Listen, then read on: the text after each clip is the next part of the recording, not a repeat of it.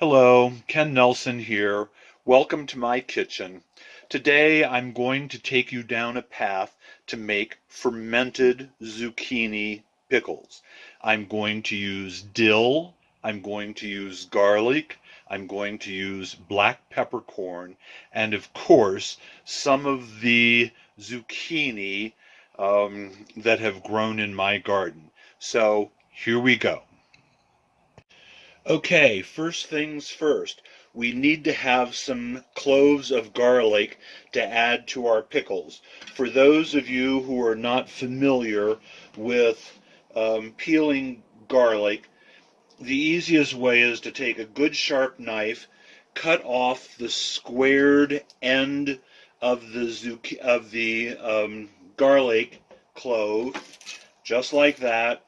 Peel the skin, press it down with the flat of a knife, pick up the tip of the clove, and just peel the skin off. There you have a nice clean clove of garlic ready to use. Repeat this until you've done all of your garlic. For pickles, we'd like to have a lot of garlic because the influence is nice to have with the zucchini. Perhaps you've had the experience that zucchini doesn't really have an awful lot of flavor. And to give it some so that it has a nice taste, using lots of garlic and lots of jalapenos will give it just a little heat and a little flavor. Okay, I've cleaned up all of my garlic. I've gotten all the skins off, and now I'm going to cut some jalapenos. I'm going to cut the top off. I'm going to cut the tip off. I'm going to make one cut down the center, lay it out, cut out the seeds and the membrane holding the seeds. There's a lot of heat apparently in the seeds, and if you get rid of those, they're not quite so hot. Now I'm just going to cut 1/4-inch strips of jalapeno to add to the pickling mix. This will give a little heat, but not as much as you might expect for the pickles.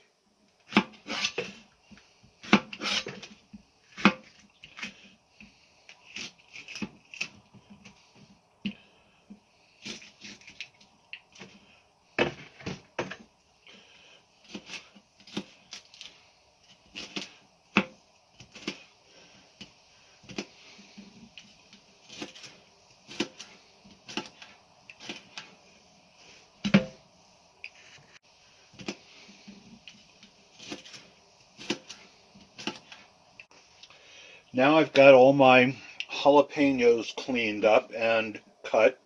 I'm going to cut up and clean up some of the zucchini. These that have little yellow ends, I'm going to slice the end off, and I'm going to cut these small ones in quarters.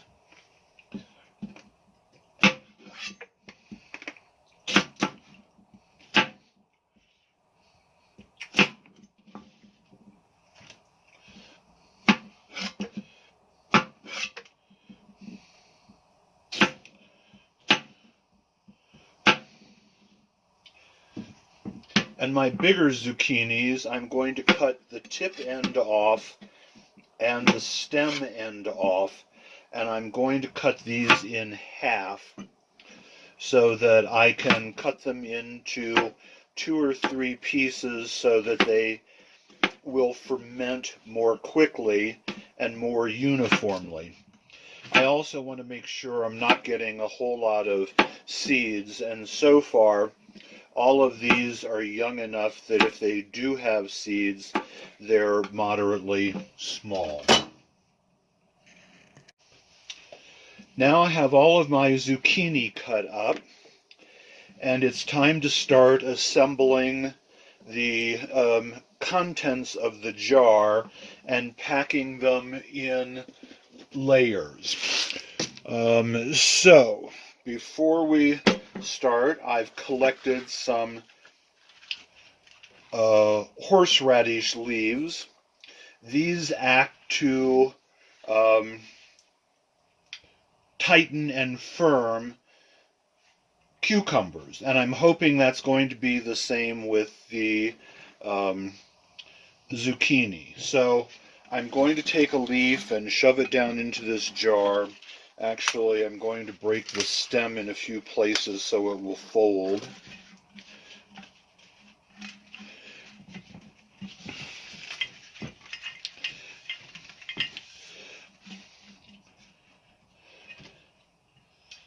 And I want this to curl around.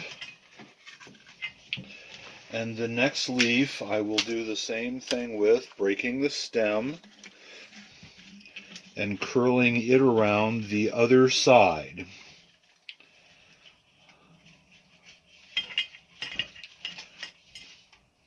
So now there's a little pocket in there, and we're going to start filling this with zucchini. We'll stick a bunch of the spears down in here, lay them down a little bit so that they make kind of a layer. Take a few garlic and sprinkle them in, a few jalapeno strips, a little red pepper flake, some dill weed, a little dill seed, and then the next layer of zucchini.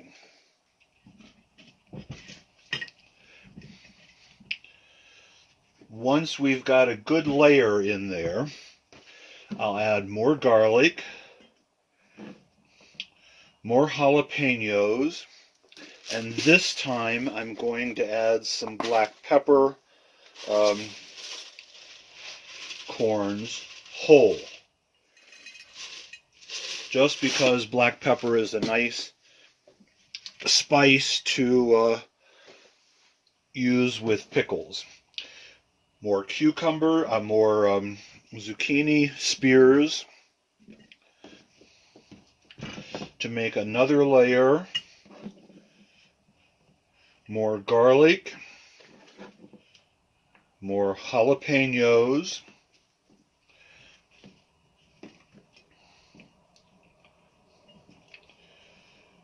another teaspoon or so of dill weed, and another teaspoon of seeds. Generally, I like to use fresh dill, but it's a little late in the season, and I didn't get there early enough to get fresh. Now I'm going to break this horseradish leaf in half and stuff it in around the side of the jar. And we're going to pack more zucchini spears in here.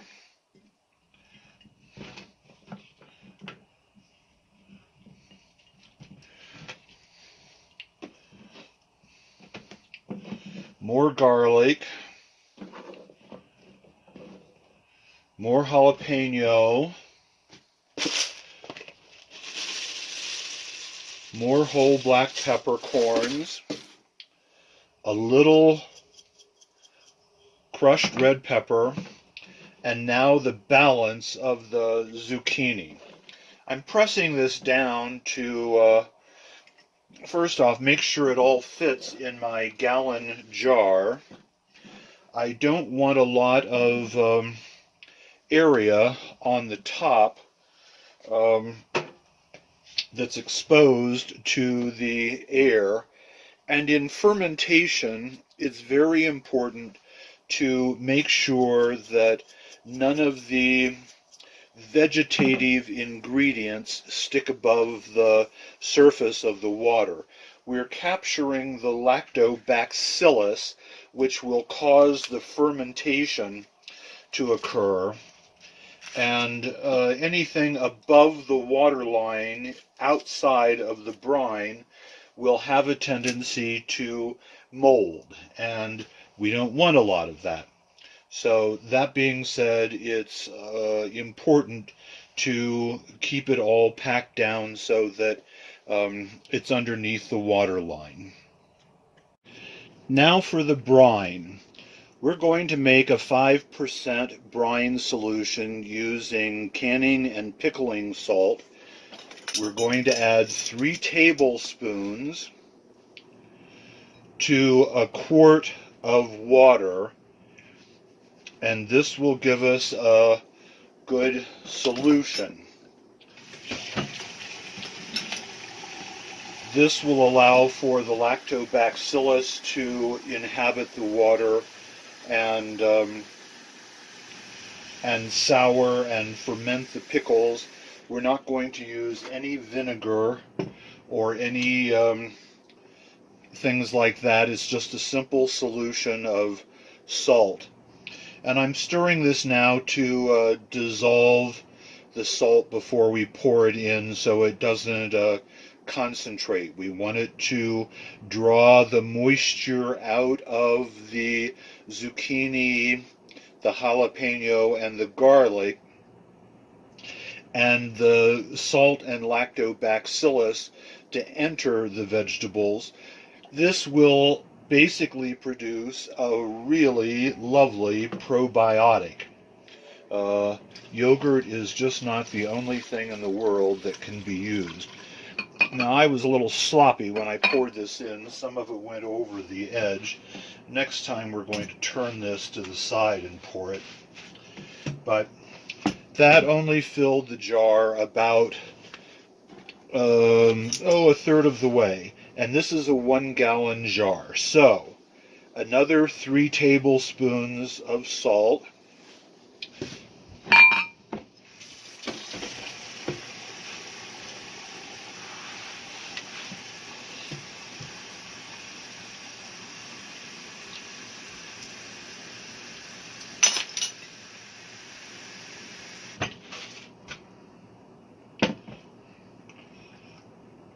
I'm going to stir and dissolve it.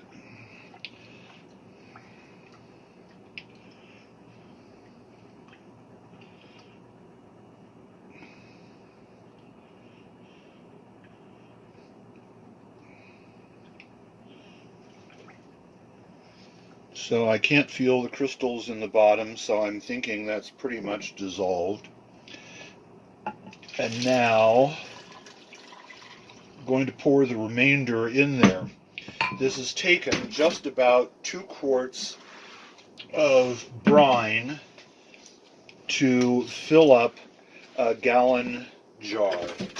The rest of the ingredients, because they've kind of been packed down, have taken up the rest of the area.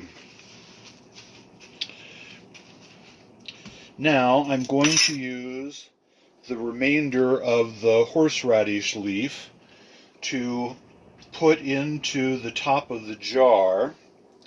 It will push the ingredients down into the liquid so nothing is exposed.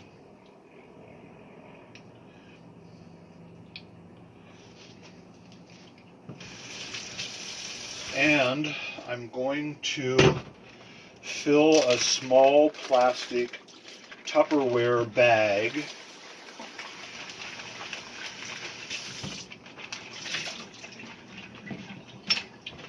with the remainder of the brine.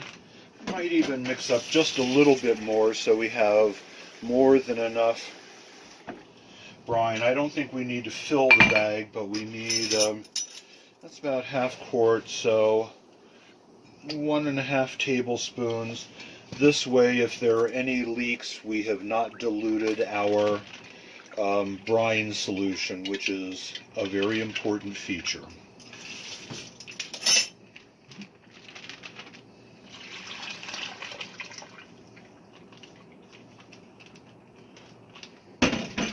And I'm going to remove the air, as much air from the bag as we can. going to seal the top, and now we're going to place it on top of the horseradish leaves that are in the jar.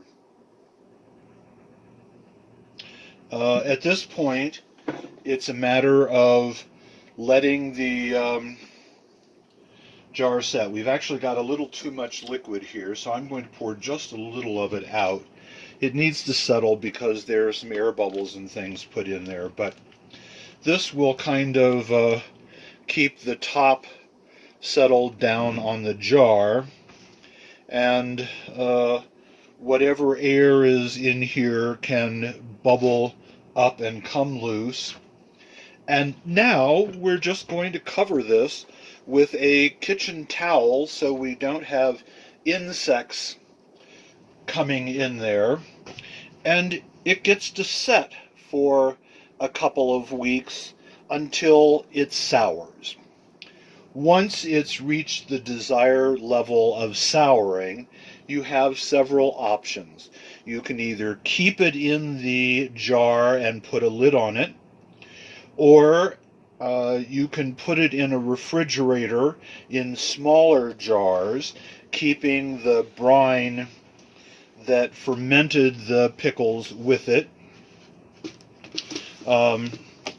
And what I basically like to do is just leave it in its jar, put a cap on it, and put it in a cool area of my house, and then I'll eat pickles during the winter.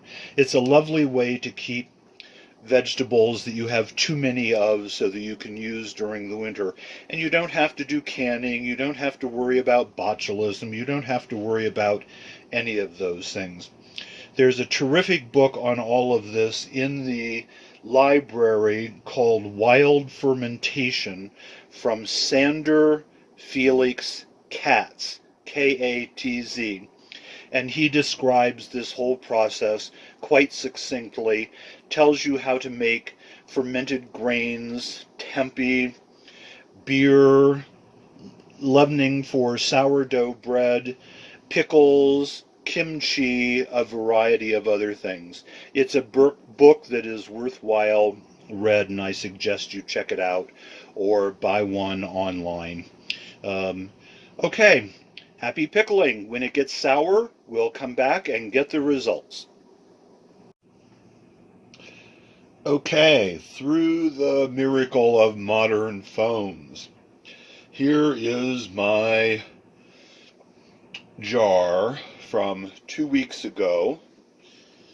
The pickles have had a chance to ferment. You're going to notice that I have a small half-pint jar in here instead of a plastic bag filled with brine. The bag developed a little bit of a leak and brine was pouring over the top of the jar. So I took it out, I put in this small jar with some liquid and other things in it to compress the pickles and keep them underneath the surface of the water. And now I'm going to fish underneath the horseradish leaves and pull out one of the spears, and we're going to bite into this because it's 2 weeks later and they should be nice and sour. So here we go. Let's see how this works.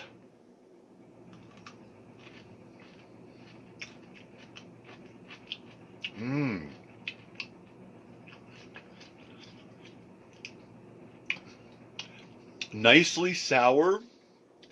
Dill. Certainly some of the heat of the jalapeno is coming through, and the garlic flavor. This is going to be a lovely pickle to have all winter long. It will remind me of the beautiful zucchini that I was able to grow and all of the squash blossoms I had. Good luck.